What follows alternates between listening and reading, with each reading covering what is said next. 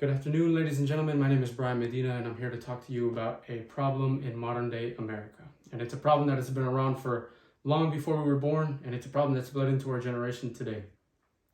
On January 22nd, 1973, the Supreme Court tried and argued a case known as Roe v. Wade and decided that the Constitution of the United States protected a woman's right to have an abortion and changed the course of history forever. Or so we thought.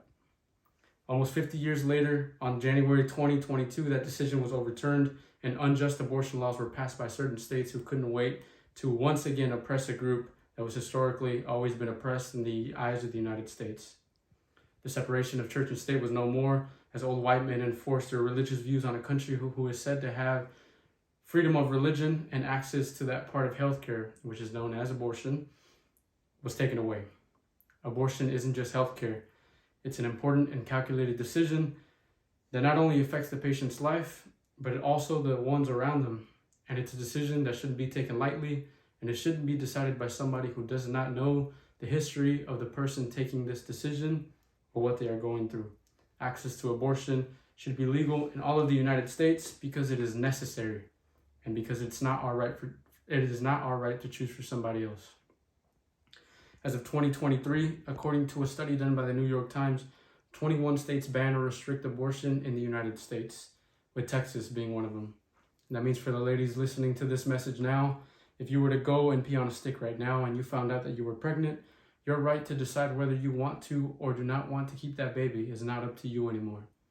And if you were to decide to take a trip to a different state who did offer these services, abortion, which is already known to be expensive, just became even more expensive as you now have to calculate out-of-state trip funds. You have to calculate the abortion in itself. It just makes it harder for you to access that part of that healthcare, and it makes it more expensive.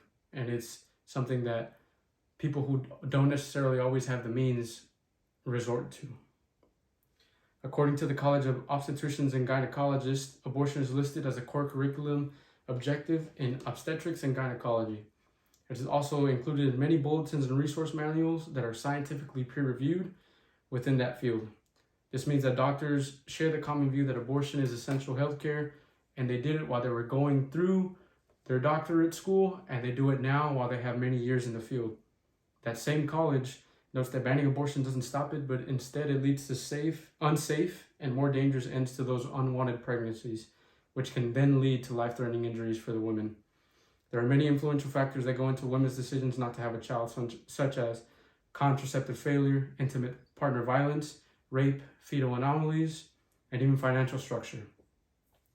As a matter of fact, in an article written by Tim Parker on a financial journal, he notes that on average, a middle-income family will spend about $310,605 raising a child until they are the age of 17.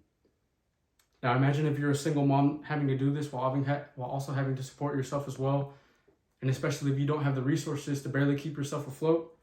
It can be very financially overwhelming, which leads to multiple problems of its own. Some people don't want to bring a child into the world until they are ready to take care of it and of themselves. So what can we do? It's a long road and an even tougher battle, but we can begin by donating to abortion funds and independent abortion clinics. Many of these programs got their state funding cut when these unjust laws were passed, and by donating, not only are you helping them stay open, but you are helping them with providing low-cost services to the people who cannot afford them.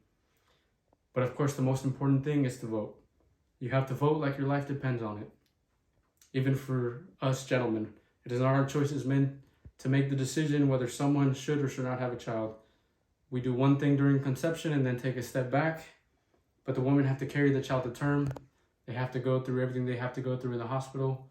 They have to go through the pains, the cravings, and everything that comes within pregnancy. So why is it that we that do not have a fetus make the decisions for somebody who does? So we have to hit the polls.